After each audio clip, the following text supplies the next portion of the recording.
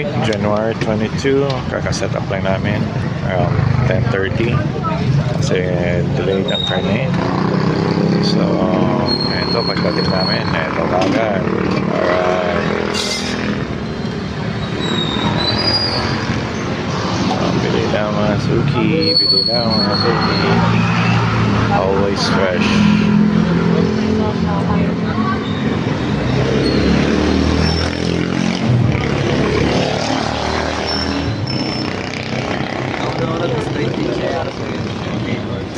Bili lang mga suki.